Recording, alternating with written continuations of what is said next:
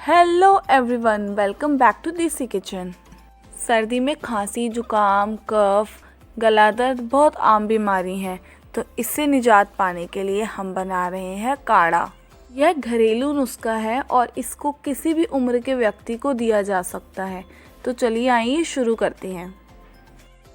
हमें लेना है 2 ग्लास पानी। जितना काढ़ा हमें बनाना है उसका 2 गुना पानी हम लेंगे। आधा इंच अदरक कद्दूकस करके मिला दें।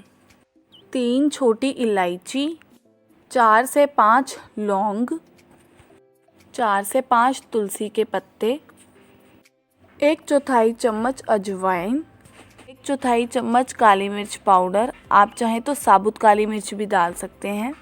इन सबको तब तक उबालना है जब तक 2 ग्लास पानी का 1 ग्लास पानी ना रह जाए। 1/4 चम्मच हल्दी।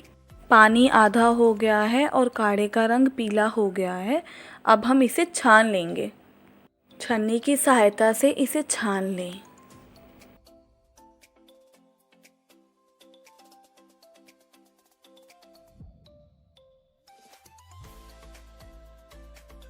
अब हम इसके अंदर 2 चम्मच शहद डालेंगे और अच्छे से मिक्स करेंगे।